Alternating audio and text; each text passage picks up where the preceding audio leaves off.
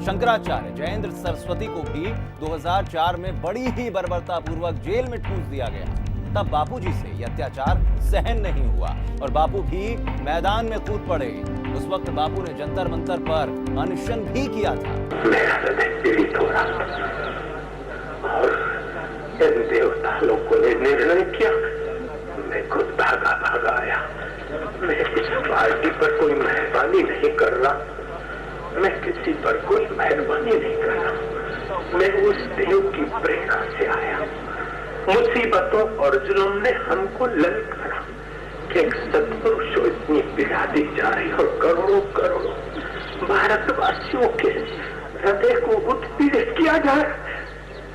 कि मेरी पीड़ा, मेरे भारतवासियों की पीड़ा को मैं थाम न सका, इसलिए मैं भागा आया। भगवान कहे कि जो शंकराचार्य से और भारत की संस्कृति से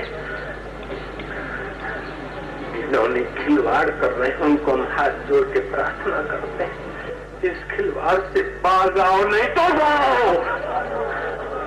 नहीं तो वो हस्तक्षेप करेगा। हम उसको अभी नहीं पुकार रहे हैं, हम आपको ही प्रार्थना कर रहे हैं। आपको हम हाथ जोड़कर प्रार्थना करते हैं। संत सताए तीनों जाए, ओम ओम ओम ओम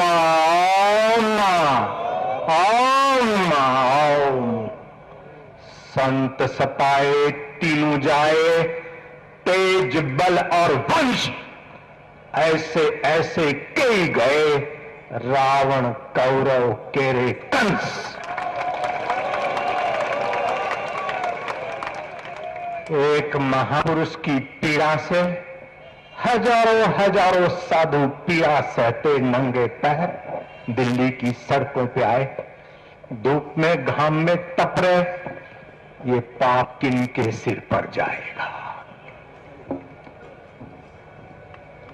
ये करोड़ों हिंदुओं की आहें किनके जिम्मे जाएगी?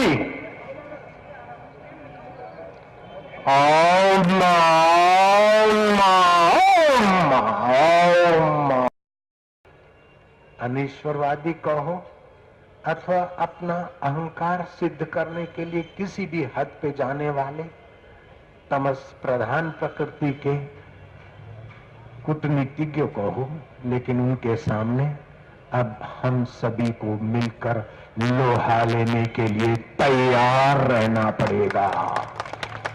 ओम ओम ओम ओम। जुल्म करना पाप है, लेकिन जुल्म सहना दुगना पाप है। जुल्मी को मौका देना जुल्म सहने वाले का दुगना पाप हो जाता है। जीसस ने कहा था, तुम अगर मुझे प्यार करते हो, मानते हो, तो कोई तुम्हें कुछ कर दे तो उसको अपना गाल धर देना, अपना भाई गुस्सा निकाल दे, तमाचा सह लेना, शांति बनाए रखना। गाल धर दिया उसने, तमाचा मारा, बोले दूसरा गाल, उसने दूसरा गाल दिया। फिर मारने वाले ने कहा तीसरा गाल कहाँ है? खाने वाले ने कहा तीसरा गाल तो यही है। दोनों तमाचों के साथ की कसम निकालकर ऐसा लेटा दिया कि वो भी याद करता गया। हम लोग इस बात में भी विश्वास करते हैं, जो तो को कांटा बुए जाफा को वो तू फूल, तो को फूल के फूल है, वाको है त्रिशूल। हरिजन तो हारा भला जीतन दे संसार, हारा तो हरि को मिले जीता जम के द्वार। लेकिन ये साधुताई के लोगों के साथ, भाई किसी ने कभी कुछ कह दिया कुटुंब के साथ, लेकिन जो हमारी संस्कृति पर वार करे और साधु संतों को जेल में डालने का दुस्साहस करे, उसके लिए फिर दूसरी कहावत है, जो ताव को कांटा बोए वहां को तो वो भाला, वो भी सारा क्या याद करेगा, पड़ा था किसी से पाला।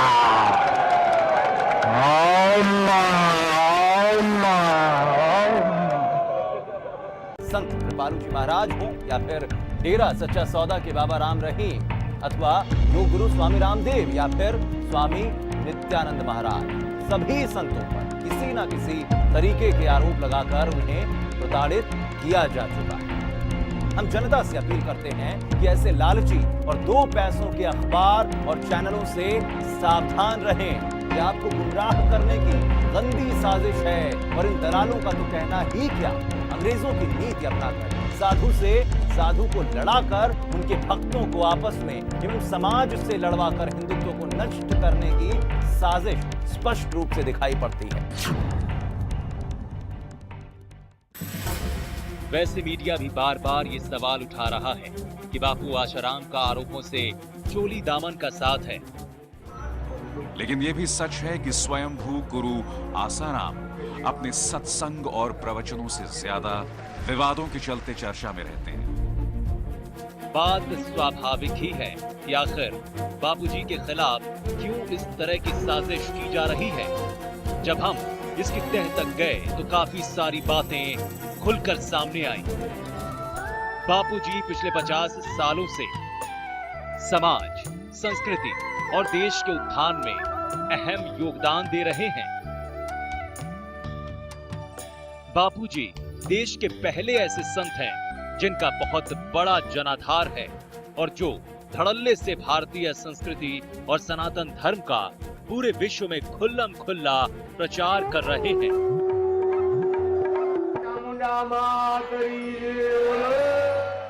भारत की कन्याएं, भारत की माया, भारत के भाई लोग, आप सज्जन तो रहो, लेकिन आपके ऊपर दूसरा कोई जुल्म करे तो वो भी क्या याद करेगा, पड़ा था किसी से पाला। हरि ओम, हरि ओम, हरि ओम। आपस में संगठित रहो। हिंदू हिंदू लड़ोगे तो दूसरे लोग अपना खून पी रहे। पिछले 50 सालों से बापूजी ने घूम घूम कर पूरे विश्व में सनातन धर्म का शंखनाद किया है।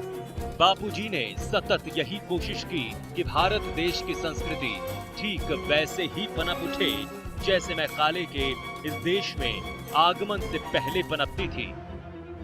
मैकाले जब भारत भ्रमण के लिए आया तो इस देश की संस्कृति व यहाँ के लोगों के संस्कारों को देखकर हैरान रह गया और ब्रिटिश पार्लियामेंट में मैकाले ने साफ कहा, पूरे भारत में एक भी असंतुष्ट और एक भी चोर नहीं देखा। ऐसे देश पर विजय पाने के लिए वहाँ की शिक्षा पद्धति, संस्कार व संस्कृति को सबसे पहले कुचलना होगा। मैकाले के सुझाव पर ही हमारे देश में कई बदलाव बड़ी तेजी से होने लगे और हम शारीरिक, मानसिक, आर्थिक और आस्तिक तौर पर अंग्रेजों के गुलाम होते चले गए। हमारे नेताओं ने जी तोड़ कोशिश कर हमें अंग्रेजों के चंगुल से निकालकर आजाद तो कर दिया, लेकिन हमारी सोच और समझ पर अंग्रेजों का कब्जा गहरा होता गया। संत आसाराम बापू ने इस दिशा में सक्रियता दिखानी शुरू की और हमारे संस्कार और संस्कृति की जननी भारतीय शिक्षा प्रणाली को जिंदा रखने के लिए गुरुकुल की शुरुआत कर डाली। समूचे देश में उनके गुरुकुलों की डिमांड बढ़ती गई। छोटी राशि लेकर संस्कारवान और संस्कृति के धनी बनाने वाले इन गुरुकुलों के आगे अब महंगी फीस ऐंठने वाले विदेशी सिस्टम के स्कूल, कॉलेज फीके पड़ने लगे हैं। ऐसे में दुश्मनों का पनपना लाजमी है।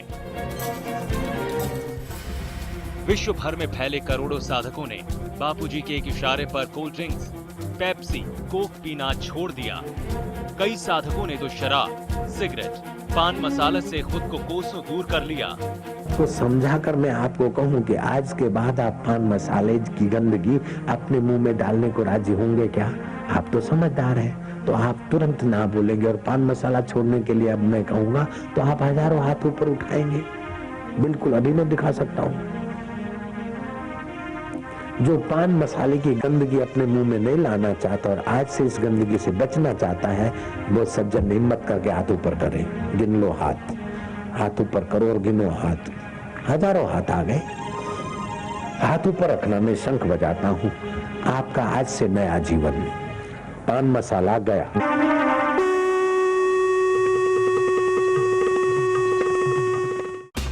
सारे देश की जनता में सबसे ज़्यादा फॉलोअर्स अगर किसी संत के तो आशाराम जी महाराज के हैं। मैं व्यक्तिगत रूप से इंदौर में जानता हूं कि बहुत सारे लोगों की उन्होंने शराब छुड़वाई है, उनका मांस छुड़वाया, लोगों को सही रास्ते पे लाए। आप में ताकत है क्या, मेरे में ताकत है कि मैं किसी की शराब छुड़वा सकूं? मैं आपको कुछ ऐसे आंकड़े बताना चाहता हूं जो शायद आपने कभी सुने नहीं होंगे, और ये सारा जो कुछ हो रहा है सबके खिलाफ, उसके पीछे का ये निर्णायक कारण है। क्या है? देखिए, बापूजी के 50 साल तो कम से कम हो ही गए होंगे, 74 साल हो गए हैं। हाँ, 75वां वर्ष चल रहा है। और इस पूरे आध्यात्मिक काम में इतने सालों में अगर मैं ये कहूं कि 1 करोड़ भक्त भी 75 मतलब इतने, हम ये कहें कि इफेक्टिवली संख्या तो 2 करोड़ से ज्यादा की होगी एग्जैक्ट भक्तों की, शिष्यों की 4 करोड़, तो 2 करोड़ भक्त 50 सालों तक, हम आंकड़े कम ज्यादा करके, क्योंकि हम कम इसलिए करना चाहते हैं कि कोई कहे नहीं बढ़ावा है, मैं कहता हूं कि 2 करोड़ भक्त 50 सालों तक अगर शराब नहीं पीते हैं तो इसका आंकड़ा होता है 18,82,000 करोड़ रुपए। क्या होता है? इतने पैसे बचे हैं, इतने पैसे बापूजी ने केवल शराब से बचाए हैं। अगर हम सिगरेट का आंकड़ा निकाले तो ये सिगरेट का आंकड़ा भी जाता है 11,36,36,000 रुपए। अगर हम गुटखे का आंकड़ा निकाले, हम अगर डांस बार जाने से जिनके कदम बापूजी के संस्कार से रुके उनके आंकड़े निकाले, और जिस ब्रह्मचार्य का संदेश बापूजी ने दिया, माता बहनें माफ करें लेकिन उल्लेख करना जरूरी है कि एक बच्चा अगर 5 साल देरी से शारीरिक संबंध बनाता है तो इस कारण इन कंपनियों का लाखों करोड़ रुपए कंडोम बनाने वाले कंपनियों का नुकसान होता है। इन सारे आंकड़ों को मैं अभी जोड़ रहा था तो ये आंकड़े कई लाख खरब में जा रहे हैं। तो इतने खरब रुपए बापूजी ने जिन कंपनियों का नुकसान किया है उनके लिए कुछ 1000 करोड़ रुपए उनके खिलाफ लगाना कौन सी बड़ी बात है? इसके पीछे का असली अर्थशास्त्र यह है, क्योंकि बहुत से लोग कहते हैं, बेचारे इमोशनल होते हैं, उनको क्या पता कि बापूजी को बदनाम करने के लिए कंपनियों को पैसे लगाने की क्या जरूरत है। ये जरूरत है क्योंकि बापूजी अब और शक्तिशाली होते जा रहे हैं, उनका भक्त परिवार और बढ़ता जा रहा है, विपरीत स्थिति में भी बढ़ता जा रहा है। और ये जो खरबों करोड़ों खरबों, मतलब अगर मैं शून्य लगाने को कहूं तो शायद हम में से कोई नहीं लगा पाएगा, इतने अब तक जो बचाए हैं, अगले आने वाले 5 साल में बापूजी इतना आंकड़ा अगर बचा लेते हैं तो अमेरिका का 1 साल का बजट खराब होता है। 1 साल का बजट अकेले अमेरिका का। यूरोप के देशों की अगर संख्या निकाले तो बापूजी का केवल एक किसी विषय की नशा मुक्ति करवाना यूरोप के देशों का 1 साल का बजट खराब होता है। और उनका काम ही है, उनके लिए दुनिया बाजार है लेकिन हमारे लिए दुनिया संसार है। ये हम दोनों के बीच के सोच का फर्क है और इसलिए हम कहते हैं वसुधैव कुटुंबकम, और ये अर्थशास्त्र हमको समझना जरूरी है। ये इसके पीछे का कारण है। जाहिर है इन सब से कई मल्टीनेशनल कंपनियों की जेबें हल्की हुई होंगी और उन्हें बापू किसी दुश्मन से कम नहीं लगते होंगे। 14 फरवरी वैलेंटाइन डे को विश्व भर में फैले बापूजी के करोड़ों साधकों ने मातृ पितृ पूजन दिवस यानी पेरेंट्स वर्शिप डे के तौर पर बड़ी धूमधाम से मनाना शुरू कर दिया है, ताकि युवा पीढ़ी माता पिता का आशीर्वाद लेकर खुद को ओजस्वी तेजस्वी बनाए, न कि भोग विलासिता में पड़कर खुद को निस्तेज और दुर्बल बनाए। कोई भी इंसान वो अपनी जिंदगी में सक्सेस नहीं बन सकता जब तक अपने माँ बाप का सेवा ना करे। तो ये एक मैं अपनी लाइफ को देके बता रहा हूँ। मैंने अपने माँ बाप को मरते दम तक राजा रानी की तरह रखा था, क्योंकि मैं जानता था कि उनका आशीर्वाद हमको आगे तक लेके जाएगा। So you have to promise today. Mother's Day Father's Day करने से कुछ नहीं होता है, माँ बाप को पूजा करने का एक दिन होना चाहिए। वैलेंटाइन डे अपने माता पिता के साथ मनाएंगे तो काफ़ी अच्छा उनको लगेगा, क्योंकि मेरे ख्याल से एक माता पिता एक ऐसे 2 इंसान होते हैं कि आप कितना भी खराब करें कितना भी अच्छा करें वो आपको हमेशा उसी प्रेम और उसी प्रभाव से मिलेंगे। ऑब्वियसली कि अगर आपके पास माता पिता का आशीर्वाद है तो आप काफ़ी अच्छा कर सकते हैं अपनी ज़िंदगी में। I'm delighted to join today with the members of the temple in observing Parents Appreciation Day.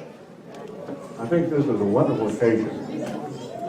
It's unfortunate, actually, that we don't have that throughout our society here in the U.S. And unfortunately, so much of our society today in this country does not occur. That's why so many of our children do end up lost along the way. So what you do here in your community, the values that you instill in your children, the appreciation they show with their parents for that, is so critical. And I think that shows why your children are growing up to be such fine members of society, leaders in our society. I congratulate you and commend you for that. दूसरा, युवक युवतियां Valentine day की गंदी प्रथा से बाज आए और मातृ पितृ पूजन दिवस मनाएं। ये झूठी परंपरा मनाने वालों की दुर्दशा से हमारा हृदय व्यथित होता है, लाखों का हृदय व्यथित होता है। तो देर सबेर ये गंदी परंपरा हमारे भारत से तो जाए, लेकिन हम तो चाहते हैं, कोई ईसाई नहीं चाहता कि हमारी छोरी लोफरों के हाथ आए, हमारे छोरे लोफर बन जाए और बुढ़ापे में हम नर्सिंग होम में पड़े रहें। कोई ईसाई नहीं चाहता, कोई मुसलमान नहीं चाहता कि हमारी छोरी पढ़ते समय कुंवारी कन्या किसी हवस के शिकार ये छोरों के हाथ जाए। कोई पारसी नहीं चाहता, हिंदू तो चाहेंगे कैसे। इसलिए ये मानव मात्र के कल्याण का उद्देश्य रखकर मातृ पितृ पूजन दिवस मनाए। बच्चा पिता का पूजन करे, बच्ची माँ का पूजन करे, तिलक करे, प्रदक्षिणा करे, और माँ बाप बच्चों को तिलक करे और हृदय से लगाए। ऐसे कई सारे दैवीय कार्य जिससे सनातन संस्कृति पुनः स्थापित हो, देश के युवा सशक्त हों, हर नागरिक जागरूक हो और पाश्चात्य अंधानुकरण जैसे शराब, सिगरेट एवं अश्लीलता आदि को त्याग कर संयम के रास्ते चलकर भारत को पुनः विश्व गुरु के पद पर आसीन करने की कोशिश बापू ने की। स्पष्ट है कि ऐसी स्थिति में विदेशी ताकतें धर्म एवं आस्था को नीचा दिखाकर उसे जमींदोज करने का भरसक प्रयास कर रही हैं, क्योंकि उन्हें सनातन संस्कृति की विशालता एवं संयम की शक्ति के ज्ञान से डर लग रहा है। हजारों विदेशी दार्शनिकों एवं महानुभावों ने श्रीमद् भागवत गीता एवं ओमकार मंत्र की महिमा को सराहा है, लेकिन दुख की बात है कि भारतीय इसकी महिमा से अनजान, पाश्चात्य संस्कृति में लिप्त हो इस दिव्य संस्कृति का संरक्षण छोड़ इसके ऊपर हो रहे प्रहार को मूक दर्शक बनकर देख रहे हैं। समाज और देश की सेवा में बापू के सेवा कार्यों की गिनती ही मुश्किल है। देखते हैं एक झलक। गौरक्षा, गौ सेवा में बापूजी का बहुत बड़ा योगदान रहा है। कई गौशालाओं के द्वारा हजारों गौ माताओं की सेवा सुचारू रूप से चल रही है। बापू की दिवाली कई गरीब इलाकों में मनती है। यहाँ बापू अपनी टीम के साथ पहुंचकर उन आदिवासियों को राशन, भोजन, कपड़े, कंबल, बर्तन और दक्षिणा के साथ साथ भगवान नाम जप का प्रसाद भी देते आए हैं। 1500 से ज्यादा समितियों के माध्यम से कई आदिवासी क्षेत्रों में भजन करो, भोजन एवं दक्षिणा पाओ के तहत हजारों लोगों के लिए लंबे अरसे से दैनिक रोजगार योजना चलाई जा रही है। 17,000 से ज्यादा बाल संस्कारों द्वारा बच्चों में योग, ध्यान आदि के सुसंस्कार दिए जा रहे हैं। हाल ही में केदारनाथ मंदिर में प्रकृति के महाप्रलय की खबरें आई थी, तो बापूजी ने अपने सेवादारों को तन मन धन से सेवा करने के लिए भेजा। उन सेवादारों ने अपनी जान की परवाह किए बिना वहां फंसे लोगों की पूरी तरह से सेवा की। ऐसे ही नहीं, बापूजी करोड़ों लोगों के ध्येय बने हैं। करोड़ों लोग सारी सुख सुविधाएं त्याग कर घंटों बापूजी को सुनने व निहारने के लिए यूं जमीन पर बैठे रहते हैं। तो कुछ तो बात जरूर होगी। क्या कभी मीडिया ने एक संत के इन दैवीय कार्यों को देश की जनता के सामने पेश किया? कभी नहीं। मगर क्यों? क्या कभी आपने इन बिकाऊ न्यूज चैनलों और अखबारों पर कोई धर्म, आस्था एवं संस्कार की खबरें देखी हैं और इन पर हो रहे प्रहार पर विदेशियों के खिलाफ मसाला परोसते देखा है। अरे इन बेईमानों और आस्था के कसाईयों से हम किस धर्म और कौन से संस्कार की अपेक्षा करेंगे जिन्हें 75 वर्षीय सम्मानित संत का नाम लेने का भी लहजा नहीं है। किसी ने कहा कि ये मीडिया वाले बापूजी को समझते क्यों नहीं, तो मैंने कहा जो बाप को नहीं समझ सकते वो बापूजी को कैसे समझेंगे? क्योंकि बाप समझने के लिए भी भारतीय संस्कृति चाहिए, भारतीय शिक्षा चाहिए, भारतीय संस्कार चाहिए, भारतीय माँ चाहिए, भारतीय सब कुछ भारतीय चाहिए। आज बहुत से लोग तो वहां पढ़ के आए हैं जिनको भारत कहना ही नहीं आता, वो केवल इंडिया ही कह सकते हैं और हिंदुस्तान कहने की तो उनमें हिम्मत ही नहीं है। इसलिए वो कैसे बापूजी को पहचानेंगे? 200 सालों से बड़ी सोची समझी रणनीति के तहत भोले भाले हिंदुस्तानियों को सनातन धर्म से इस तरह दूर किया जा रहा है कि 80% लोगों को 24 घंटे में से 10 मिनट भी भगवान की प्रार्थना तक के लिए वक्त नहीं निकल पाता। कमाओ, खाओ और पियो की पद्धति ने जीवन को नीरस और दिशाहीन बना दिया है। मीडिया के प्रचार से पाश्चात्य संस्कृति इतनी हावी हो गई है कि भारतीय लोगों को अपनी संस्कृति से भी घृणा होने लगी है।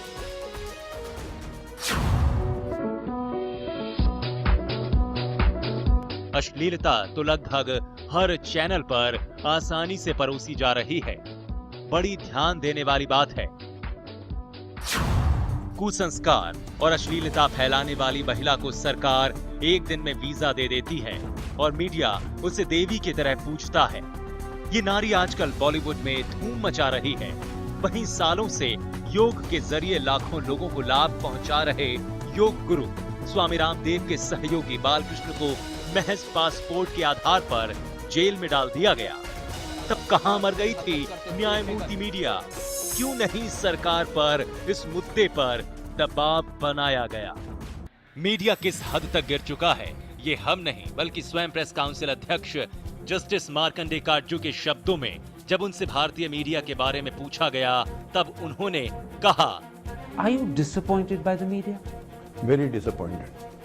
And therefore, do you have a low opinion of the media? I have a poor opinion about the media. And you really mean this? I mean this. They should be working for the interests of the people. They are not working for the interests of the people, and sometimes they are positively working in an anti-people manner.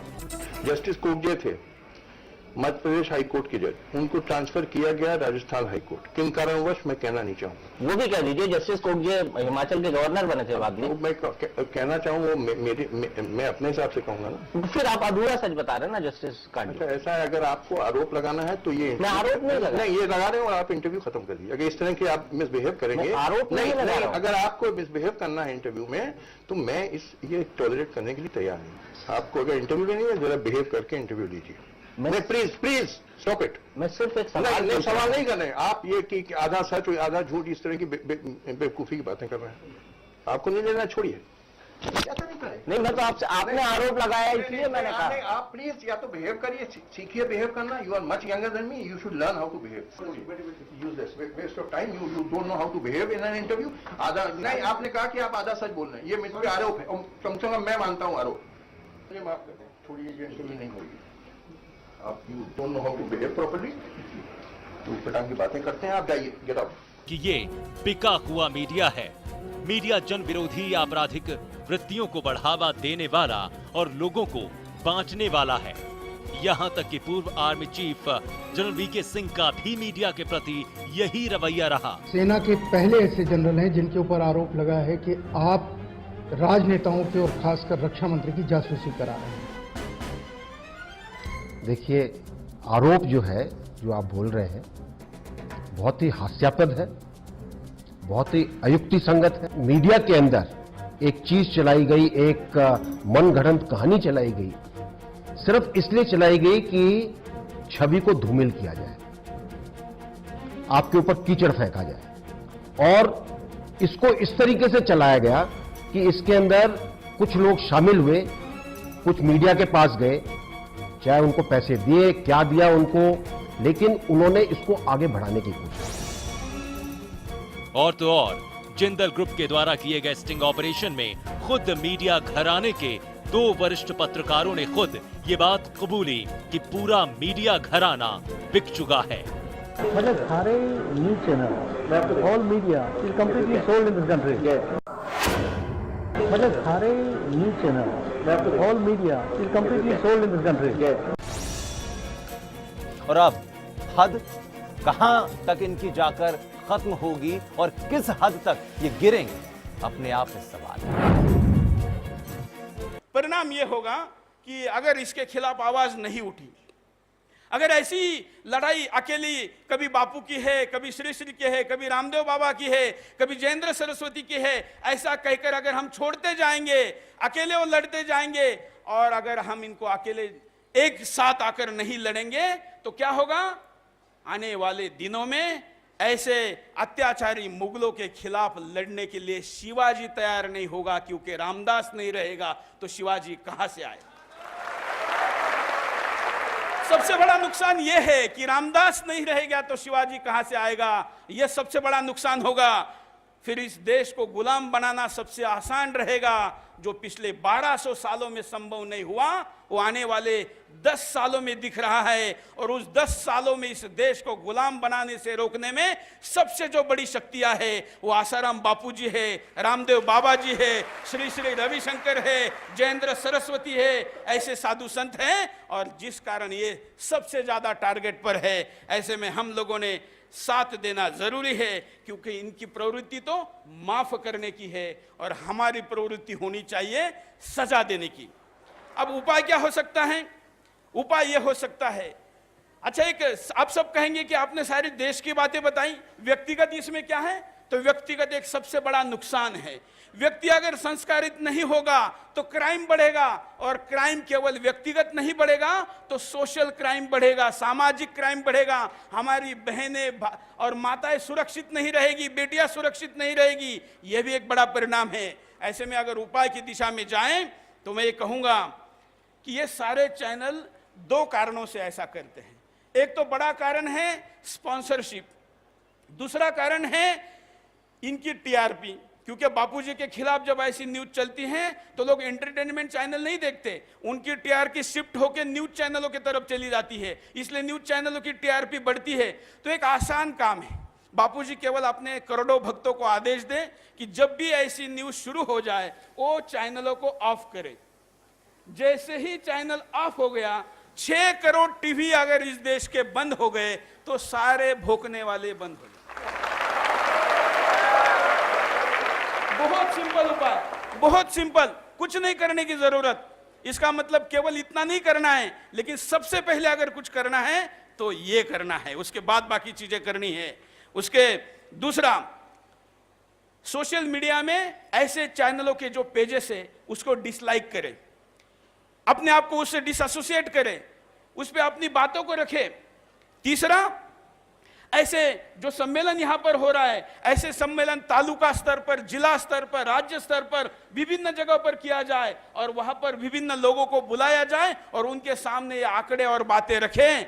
आखिर आज भी TV से कई गुना ज्यादा प्रत्यक्ष सत्संग का परिणाम होता है। ऐसे सत्संग अगर आप इस बहाने देश के तमाम तालुकाओं में करेंगे तो सच्चाई भी पहुंचेगी और सत्य और मजबूत होगा। और क्या हो सकता है? तो आने वाले इस लड़ाई के लिए मीडिया में और अच्छे लोगों की जरूरत है, क्योंकि आखिर गंदगी को साफ करने का एक तरीका है कि उसमें और ज्यादा अच्छा पानी डालो तो गंदगी दूर हो जाएगी। इसलिए अच्छे पत्रकार बनाना जरूरी है। हम जानते हैं कि मीडिया तो बस एक मुखौटा है जिसे विदेशी ताकतें और एनजीओ चला रहे हैं, लेकिन मीडिया में काम करने वाले तो हमारी भारत माँ के सपूत हैं। हम उनसे अपील करते हैं कि सत्य और धर्म में ताकत होती है। गीता में भगवान श्री कृष्ण ने कहा है, धर्मो रक्षति रक्षितः, जो धर्म की रक्षा करता है धर्म उसकी रक्षा करता है। चंद प्रलोभन के कारण मिली ताकत का दुरुपयोग कर अपनी आने वाली पीढ़ियों को गुलामी की जंजीरों में न जकड़ें। शक्कर खिला शक्कर मिले, टक्कर खिला टक्कर मिले, नेकी का बदला नेक है, बदों को बदी देख ले। विभिन्न रंग, व्रत, त्योहार एवं मानव जीवन की हर बारीकियों को संवारती भारतीय संस्कृति अनादिकाल से किसी व्यक्ति विशेष द्वारा नहीं बल्कि स्वयं भगवान द्वारा रचित है। इसकी विशेषता के आगे पाश्चात्य संस्कृति की कोई बिसात नहीं है। सनातन संस्कृति व्यक्ति को हर परिस्थिति में स्वस्थ, सुखी एवं सम्मानित जीवन जीने की कला सिखाते हुए भगवान को पाने का रास्ता बताती है। वहीं दूसरी तरफ भोग विलासता और तनाव में अमूल्य जीवन को नष्ट करना पाश्चात्य संस्कृति का ध्येय है। अतः अपने वैभवशाली संस्कृति व धर्म की रक्षा करें। हमारे संतों का जीवन सुरक्षित नहीं है कहीं भी, हिंदू समाज सुरक्षित नहीं है कहीं भी, उसकी रक्षा करने वाला कोई नहीं है आज इस बार। अब ऐसी परिस्थिति में महाराज जी हम लोग तो यही आशा करते हैं कि हमारे संतों ने आज तक इस देश की रक्षा की है, समाज की रक्षा की है। आप ही पर हमारा विश्वास है कि आप ही कुछ करेंगे तो इस देश के भीतर परिवर्तन होगा। ऐसे ही संत हमारे देश की धरोहर हैं और भगवान और धर्म के बीच का सेतु भी। इनकी रक्षा धर्म व संस्कृति की रक्षा है। अखंड भारत को विद्रोहियों ने खंडित तो कर दिया, लेकिन हम अब भी न जागे तो भारत को लुप्त होने में देर नहीं।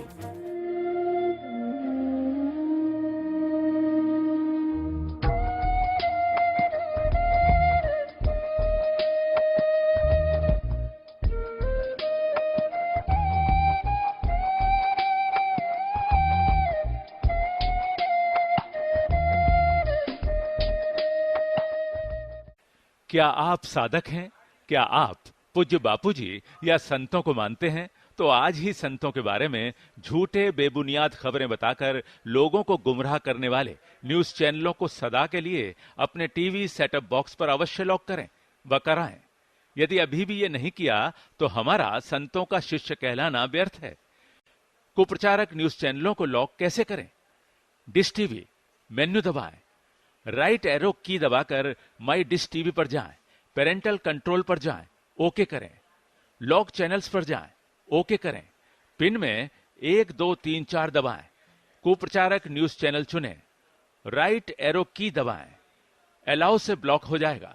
सभी कुप्रचारक चैनलों को इसी तरह ब्लॉक करें, फिर मेन्यू दबाएं, टाटा स्काई ऑर्गेनाइजर दबाएं, पेरेंटल कंट्रोल पर जाएं, ओके करें, पिन में 0000 दबाएं, चैनल लॉकआउट पर जाएं, ओके करें, सभी कुप्रचारक चैनल चुनें, big TV, Airtel, Dan ADN setup box, home दबाएं, सेटिंग पर जाएं, ओके दबाएं, पेरेंटल कंट्रोल पर जाएं, ओके करें, पिन में 0000 दबाएं, कुप्रचारक न्यूज चैनल चुनें, अप्लाई चेंजेस का नीला बटन दबाएं, वीडियोकॉन डिश मेन्यू दबाएं, सेटअप पर जाएं, इंस्टॉलेशन पर ओके करें, पिन में 1 2 3 4 दबाएं, यूजर सेटिंग पर ओके करें, चैनल लॉकिंग पर ओके करें, लॉक अथवा हाइड चैनल्स पर ओके करें, सभी कुप्रचारक चैनलों पर जाएं, हरा बटन दबाएं, ओके करें, एग्जिट करें,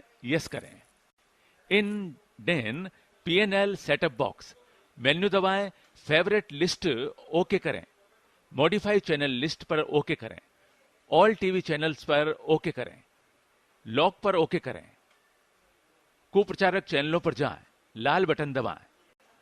यदि चैनल लॉक करने में कोई परेशानी आए तो अनुभवी व्यक्ति की मदद लें। सभी श्रद्धालुओं से निवेदन है कि इसके पैम्फलेट बांटें, बंटवाएं, ईमेल करें, एसएमएस करें, फेसबुक से शेयर करें, व्हाट्सएप से शेयर करें।